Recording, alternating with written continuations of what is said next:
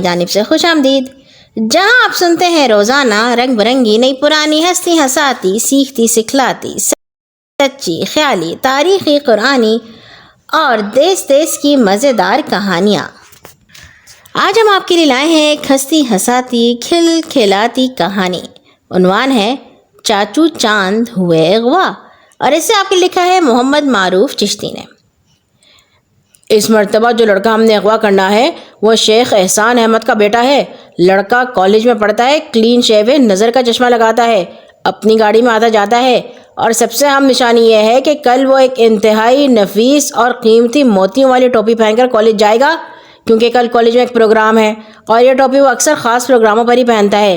تم یہ سب نشانیاں ذہن میں رکھ لو اور اس کے اغوا کا منصوبہ تیار کر لو۔ اغوا برائے تاوان کا دھندا کرنے والے گروہ کے باس ٹونی نے اپنے ساتھیوں کی تفصیلات بتائیں۔ ان کا کام ہی یہی تھا، وہ مختلف اسکولوں اور کالجوں میں پڑھنے والے امیر گھرانوں کے بچوں کو اغوا کرتے اور تاوان کے طور پر بھاری رقم وصول کرتے۔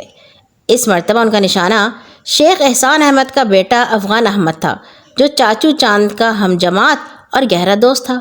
چاچو چاند اتنے امیر تو نہ تھے، مگر افغان خود بہت سلجھا ہوا ذہین لڑکا تھا، اس لیے وہ صرف امیر لڑکوں سے نہیں بلکہ ہر اچھے لڑکے سے دوستی رکھتا تھا۔ چاچو چاند کو وہ ان کی سادگی اور بھولی بھالی طبیعت کی وجہ سے بہت پسند کرتا تھا اور پڑھائی میں بھی ان کی مدد کرتا تھا۔ فنکشن کے دن سب لڑکے بہت خوش نظر آ رہے تھے۔ بڑے بڑے لڑکے بھی بچوں کی طرح شرارتیں کر رہے تھے اور خوب قہقہے لگا رہے تھے۔ افغان اور چاچو چاند ایک الگ کمرے میں بیٹھے کاغذ ہاتھ میں پکڑے کچھ یاد کرنے کی کوشش کر رہے تھے۔ دراصل آج انہیں فنکشن میں خاکہ پیش کرنا تھا۔ خاکے میں چاچو نے ایک مسخرے کا کردار ادا کرنا تھا اور افغان نے ان کے دوست کا۔ جب چاچو سٹیج پر آئے تو مکالمے بولنے سے پہلے ہی سارے لڑکے ان کا حلیہ دیکھ کر ہنس پڑے۔ پھر جب چاچو نے خاکہ پیش کیا تو سب کے ہنس ہنس کر پیٹ میں بل پڑ گئے۔ پروگرام ختم ہوا تو سب بہت خوش تھے، کیونکہ پروگرام بغیر کسی گڑبڑ کے اختتام کو پہنچا تھا۔ اب چاچو اور افغان نے مسخروں کا حلیہ ختم کر کے اپنے اپنے کپڑے پہن لیے تھے، کیونکہ وہ گھر واپس جانے لگے تھے۔ افغان کہنے لگا، چاند آج تم میرے ساتھ ہی چلو، میں تمہیں گھر چھوڑ دوں گا۔ ٹھیک ہے، جیسے تم کو، آج میں بھی بائسیکل نہیں لایا۔ پھر چاچو افغان کے ساتھ اس کی گاڑی میں بیٹھ گئے۔ گاڑی میں بیٹھتے چاچو نے کہا، افغان تمہاری ٹوپی بہت خوبصورت ہے، ذرا دکھاؤ تو کہاں سے لی ہے؟ افغان نے ٹوپی اتار کر چاچو کو دے دی۔ چاچو نے ٹوپی دیکھی اور سر پر پہن لی۔ اب ان کی گاڑی کالج سے باہر نکل چکی تھی۔ چند منٹ سفر کرنے سے بعد ان کے پیچھے آنے والی گاڑی یکدم ان سے آگے نکلی اور راستہ روک کر کھڑی ہو گئی۔ افغان نے زبردست بریک لگا کر گاڑی روکی۔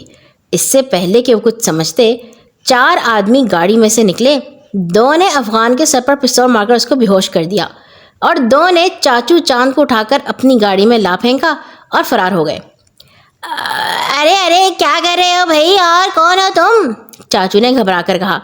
وہ لوگ اس کے ہاتھ اور آنکھیں جو باندھ رہے تھے تاکہ چاچو کوئی چالاکی نہ کر سکیں۔ زیادہ شور مچانے کی ضرورت نہیں ہے، آرام سے بیٹھو، ایک بدمعاش نے کہا۔ ہاں، پہلے میں کوئی شرارتیں کر رہا تھا جو آرام سے بٹھانے کے لیے اغوا کر لیا ہے۔ اب بولے تو تھپڑ لگاؤں گا، دوسرے نے کہا۔ کیوں، تم کسی اسکول کے ماسٹر صاحب ہو جو تھپڑ لگاؤ گے؟ چاچو کی بات سن کر سارے بدمعاش ہنسنے لگے۔ معلوم ہوتا ہے باپ کا بڑا لاڑلا ہے جو اسے ابھی تک باہر کی ہوا نہیں لگی۔ ہاں تو ہوا کیسے لگی، شیشے تو تم نے چڑھا رکھے ہیں، چاچو نے کہا۔ سارے اغوا کرنے والے ایک بار پھر ہنس پڑے۔ اب تو وہ بات بات پر قہقہے لگا رہے تھے۔ یوں معلوم ہوتا تھا گویا وہ لوگ چاچو کو اغوا کر کے نہیں لے جا رہے، کسی دعوت پر لے جا رہے ہیں۔ کمال ہے، ہم تمہیں اغوا کر کے لے جا رہے ہیں اور تمہیں کوئی پریشانی نہیں؟ ایک مجرم نے حیران ہو کر چاچو سے پوچھا۔ ارے پریشانی کس بات کی، انسان روز روز اغوا تھوڑی ہوتا ہے، ایسا موقع تو کسی کسی کو نصیب ہوتا ہے، میں تو لطف اٹھا رہا ہوں۔ اسی گپ شپ میں وہ ایک کوٹھی کے سامنے پہنچ گئے۔ دروازہ کھلا اور گاڑی فوراً اندر چلی گئی۔ 2 آدمیوں نے چاچو کو اٹھایا اور ایک کمرے میں موجود لمبے تڑنگے سے آدمی کے سامنے لا پھینکا۔ ہاں، شاباش ٹمی، معلوم ہوتا ہے تمہیں آسانی سے کامیابی حاصل ہو گئی ہے، ٹونی نے باس کہا۔ یس باس، دیکھیں ہم نے لڑکا ٹھیک پہچانا ہے نا، کلین شیو بھی ہے، نظر کا چشمہ بھی لگا ہے، اس کی گاڑی کا نمبر بھی ہم نے دیکھا، بالکل آپ کا بتایا ہوا تھا، اور سب سے بڑھ کر یہ اس کے سر پر سندھی ٹوپی بھی ہے۔ واقعی باس، ہم نے ایسی ٹوپی کبھی نہیں دیکھی۔ बॉस बॉस, इसके तावान में जो पैसे मिले इसमें से चाहे मुझे हिस्सा देना दे, ये टॉफी मुझे दे दे। वैसे भी मैंने ही पोमी के साथ मिलकर इसको गाड़ी से अगवा किया है। एक मुजरिम कहने लगा।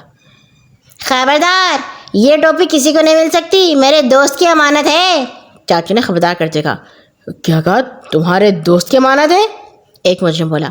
फिर अपने बॉस से कहने लगा, बॉस, आपने तो कहा था टोपी शेख एहसान के बेटे की अपनी है, वो ऐसे अक्सर प्रोग्रामों पर पहनता है।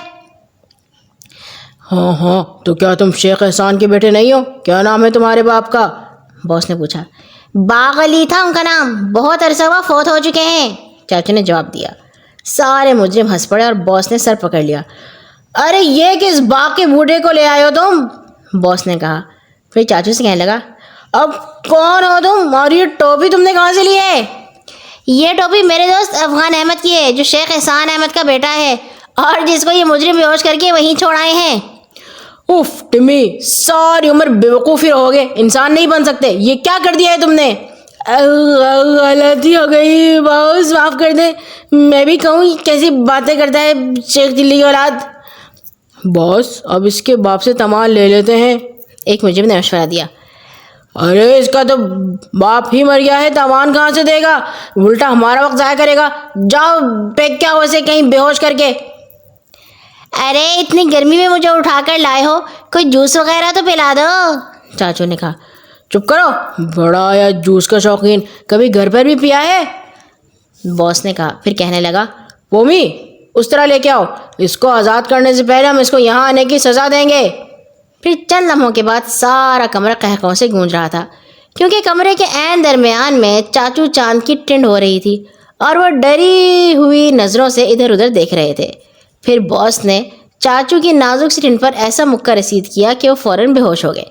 होश आया तो चाचू एक वीरान सी जगह पर पड़े थे, जहाँ से वो गिरते पड़ते शाम को घर पहुँचे। चाचू चांद जैसे ही घर में दाखिल हुए, आसिम कासिम जो सहन में बैठे थे चीख उठे, अरे अरे कौन हो तुम, यूँ बिला इजाज़त घुसे आ रहे हो? मैं चांद हूँ, चाचू ने रूहान सी आवाज़ में मुश्किल कहा। चाचू चांद आप? इतने में सब घर वाले इकट्ठे हो चुके थे और चाचू चांद उन्हें अपनी गमगीन दास्तान सुनाने लगे। सबको दुख तो हुआ कि इतना बड़ा हादसा पेश आ गया, मगर इस बात पर खुश भी थे कि अफगान और चाचू की जानें बच गईं। बात ख़त्म हुई तो कासिम कहने लगा, चाचू पहले तो आप चांद थे, मगर अब आपकी गोल मटोल चमकती दमकती टिंड को देखकर चाचू सूरज कहने को जी चाहता है। और सब कहकहा लगाकर हंस पड़े। कहानी हमारी हो गई है यहाँ पे ख़त्म। कैसी लगी आपको चाचू चांद की ये कहानी? अगर आप चाचू चांद की और भी कहानियाँ सुनना चाहते हैं तो बताइएगा इस